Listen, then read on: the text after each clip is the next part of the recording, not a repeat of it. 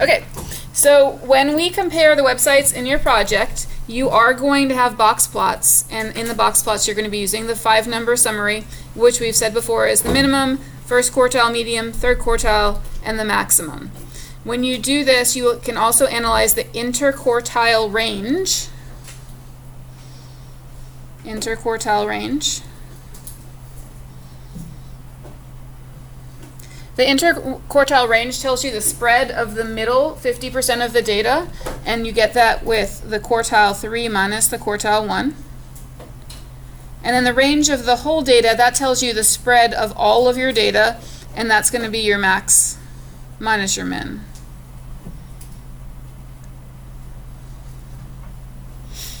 Okay, so your 5-number summary, it tells you right here what it is.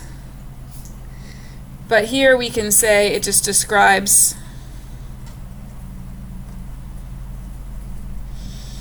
we'll say it describes all of the data, it describes the spread of the data.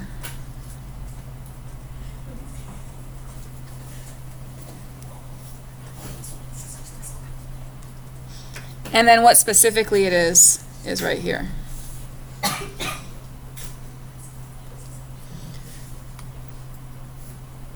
Okay, so you remember from previous courses that the median is the middle number.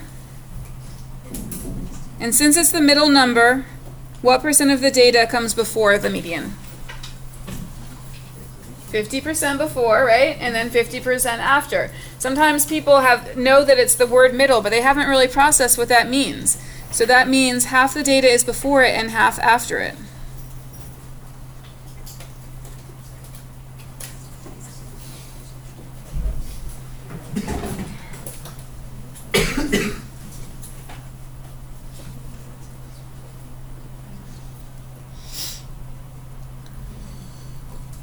When you have an odd number of numbers, it's pretty easy to find the median because you just start canceling numbers on the left and on the right, and all of a sudden you get up to the middle number, right? So if you have an odd number of numbers, then the median is the middle.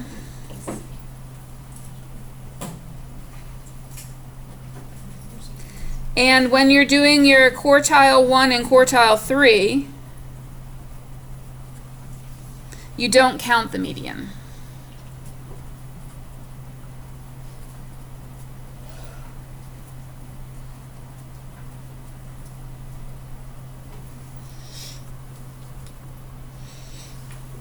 When you have an even number of numbers and you end up with 2 numbers in the middle, what do you do with those 2 numbers?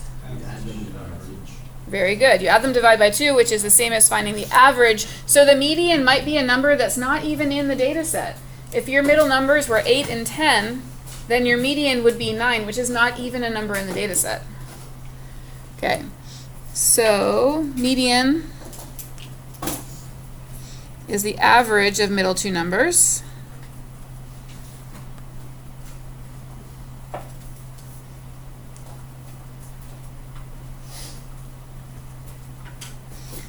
And for quartile 1 and quartile 3, you do use those 2 middle numbers.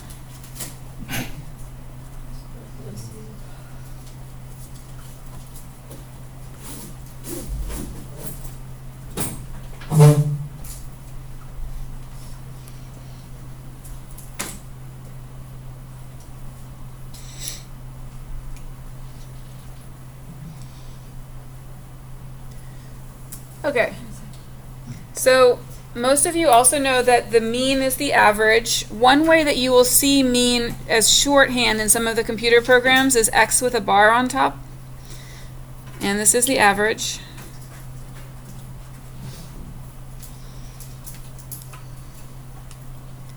And standard deviation describes the spread around the mean. You might remember from an Algebra 2 course that if something is normally distributed, then most of the numbers are within 3 standard deviations of the mean. So here's your mean. A big chunk of it is within 1 standard deviation, about 64% there. And then all of it, or most of it, is within 3 standard deviations of the mean. So if you have a bigger standard deviation, your data is going to be more spread out. So standard deviation is going to describe the spread around the mean.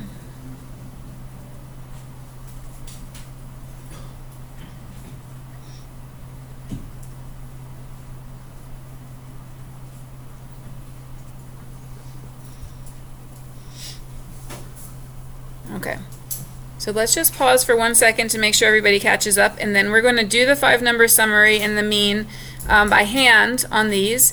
If you need a calculator for anything, I think a phone calculator will suffice.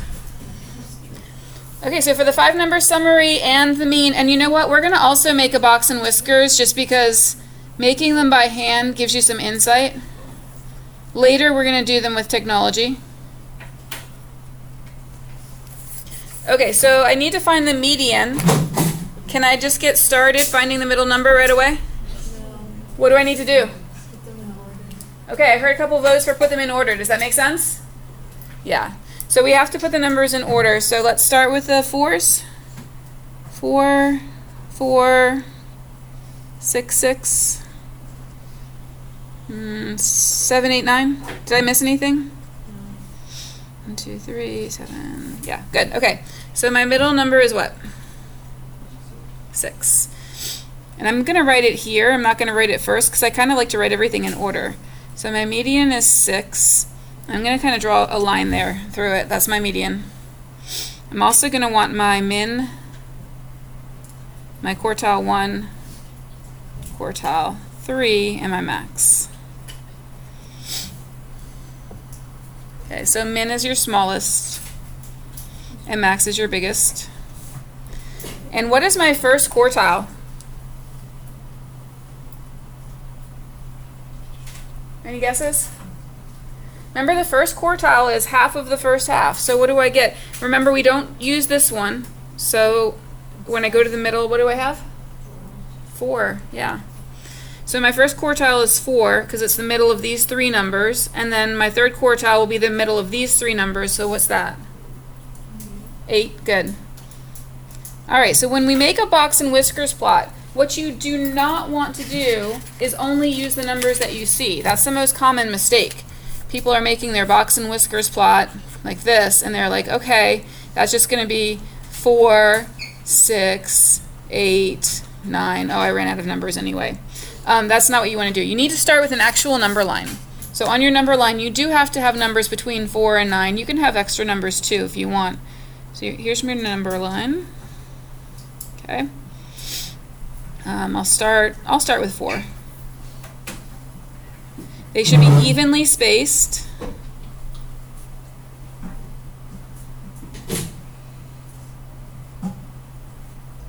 Okay, you don't have to go too far because I don't need these numbers 10 and 11. And then you're going to have 5 dots. I like to make the 5 dots. So I have 2 of my dots at 4. That could be confusing, but we can deal with that. So both of them are at 4. And then I have a 6. I have an 8. And I have a 9. Okay, quartile 1, quartile 3, and the median, they create a box. So the 4, the 6, and the 8 makes a box.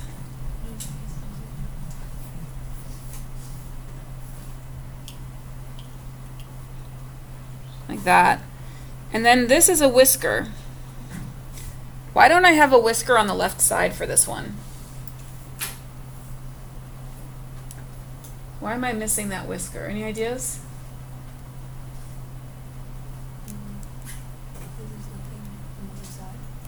Say it louder. There's nothing on the other side. There's nothing on the other side? Yeah, it's we're definitely missing any numbers on this other side.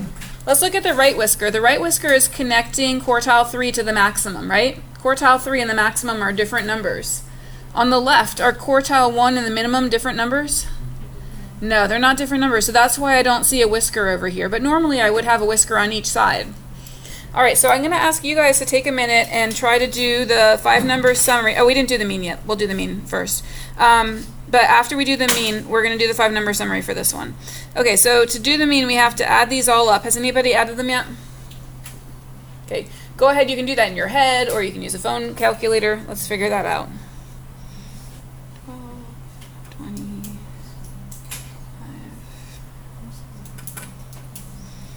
Did anybody get 46? Did I get it wrong? I mean, I just tried to add it in my head. Did you guys get 46 when you added it? What'd you get? 44. 44? Okay, I'll try again. So that makes 12 plus 8 is 20. Yep, you're right. 35 and then 44. Okay, so for the mean, hi, we have 44 over how many altogether? 1, 2, 3, 4, 5, 6, 7. Is it your birthday? Happy birthday. All right, and here's where we're going to need a calculator. It's definitely going to be between what two numbers? 44 over 7 is going to be between what two integers? 6 and 7. Very good. Okay. So somebody divide that for us, please, so we can get a more accurate answer. Let's just round it to the tens place. 6.3. 6.3. Thank you, Matthew. Okay. I think that's everything that they asked, right? Yes. So now I'm going to give you guys a minute to do same thing for number 2. Notice the problem's a little bit different because we have an even number of numbers. All right, so we're back. Those of you who are watching the video, you should pause the video and try this problem before you go on, but I have it set up here. And I put the data in order. You have an even number of numbers, so what did you guys get for your median? What number? 5.5. Very good, because you had two numbers in the middle, and so you had to add them together, divide by 2, and you got 5.5. Some of you guys didn't have to do that work. Some of you just knew the number between 5 and 6 is 5.5, and that's good too. All right, so then for your first quartile, you had to find the middle of the first half. Riyadh, what did you get for the first quartile? Let me see. Mm-hmm. 4. Good. And then for the third quartile, you had to get the middle of the second half. Alex, what did you get for the third quartile? Good. All right, and then our min is our smallest, and our max is our biggest. Did you guys get a very long whisker on this one? Yeah, that's what I was thinking, because that max is pretty big. All right, so I'm going to make the 5 dots. 3, 4, 5.5 would be in between here. 9 and 16. Okay, so your box goes around quartile 1, quartile 3, and then it has a line in the median as well. This is a whisker, and this is a whisker. Okay, so what the box and whiskers plot is showing you is that 25% of the data is in each part. So 25% of the data is in the whisker, 25% of the data is in this part of the box, 25% in this part, and 25% in this part. A lot of people think that because this whisker is really long, it's representing more of the data. It's not. It's just showing you that the data is spread out right here, but not that it's actually any more of the data. This part of the graph and this part of the graph are equal amounts of data. Any questions on what we've done so far? Wait, Yes. why is there no dot for 5? Well, there's a dot at 5.5, right? Remember at 5.5, that was our median? Yeah, but there's an actual 5. Oh, there's an actual 5, right. So we don't put dots for every single part of the data. We only put dots for the 5-number summary. That was a really good question. All right, so we're going to do the mean now. So for the mean, we need to add them. I'm getting 7, 12, 18, 27, 37, 43. Do you guys get 43 for the sum? Yeah?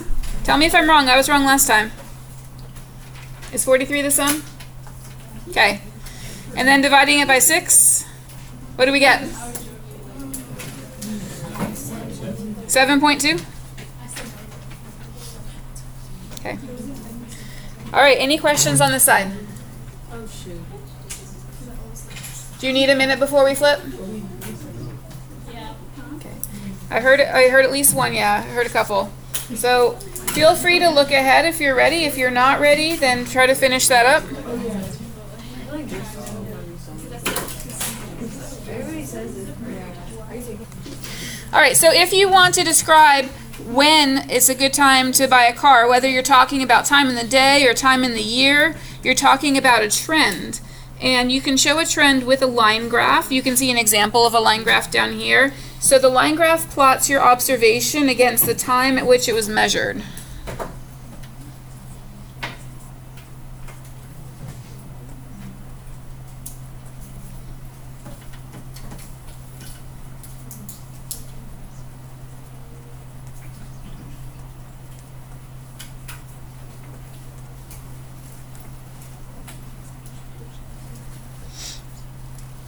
Okay, so when you do that, the x-axis is going to be your time. It could be time of day or it could be time of year, and the y-axis is your frequency.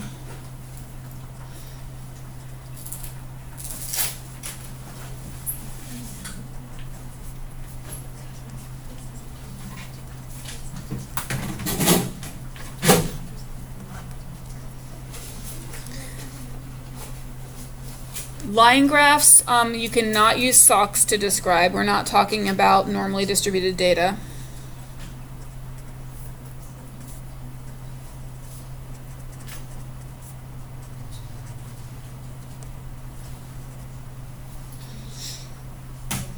And when you look at a line graph, you want to consider a long-term trend. So the trends that we want to consider are long-term upward or downward movement over time.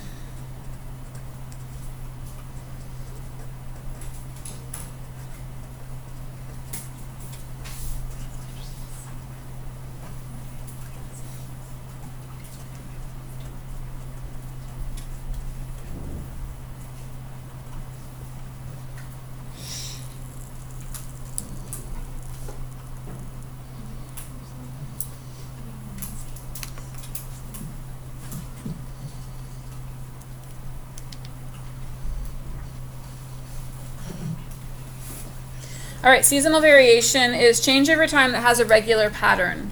So like they were saying with the cars, if there is a time of year that's a good time to buy a car and a good time of year not to buy a car, those things you would expect to happen every year. So change over time.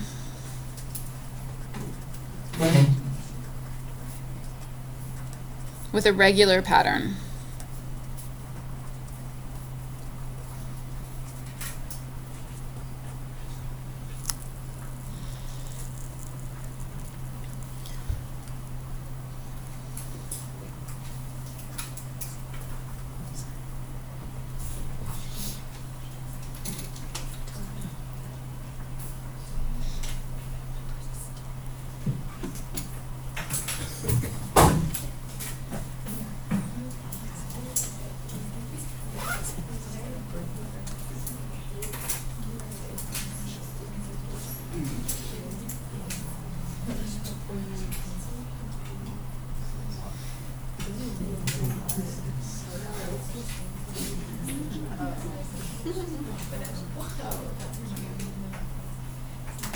All right, so we're going to do some analysis here. We're not using SOCs. So here's some things to talk about when you analyze a line graph. First of all, you want to analyze the trend. So looking at the start point, which is Sunday, and the end point, that is Saturday, would you say that this is a positive or a negative trend?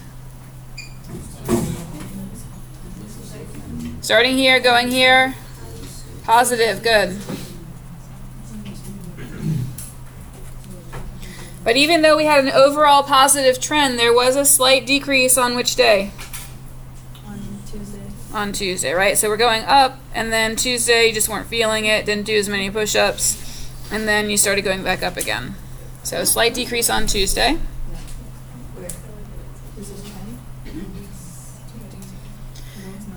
All right, the lowest number of push-ups was on which day? Sunday. What would you think that number might be? 4. Looks like 4.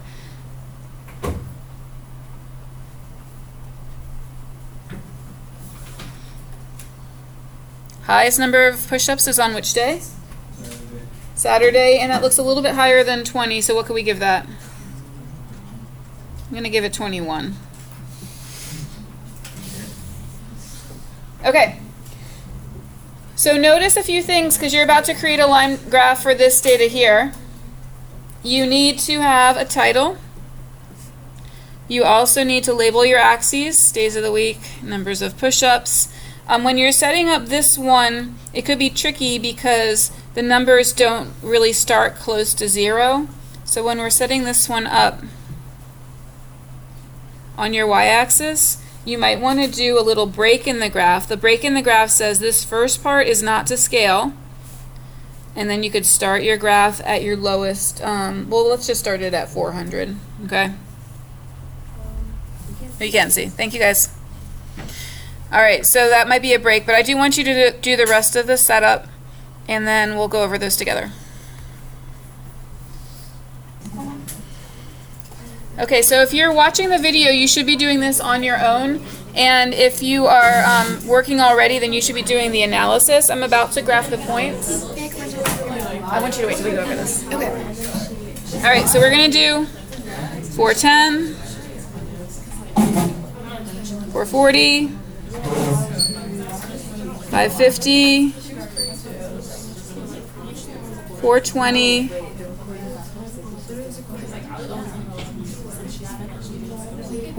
610, 790, and 770. And then if you have a straight edge, it's good to make those straight. I don't.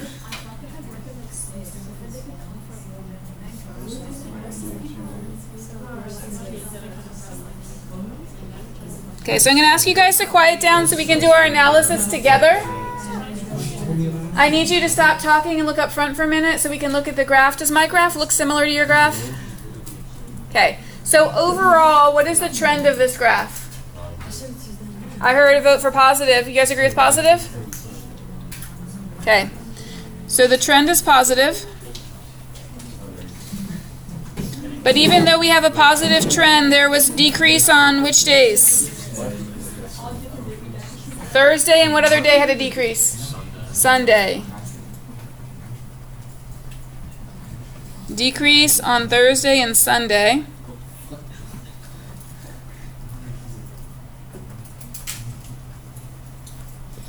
Okay, so the lowest ice cream sales would be which day? Does that surprise you, lowest ice cream sales on Monday? Yeah.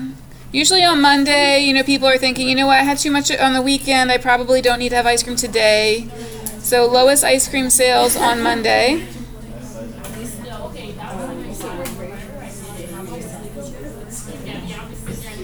What day had the highest ice cream sales? Saturday.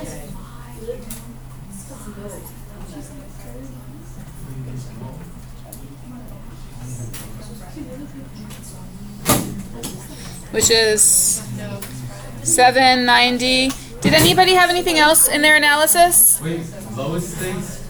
The lowest ice cream sales was on Monday, and then the highest was on Saturday.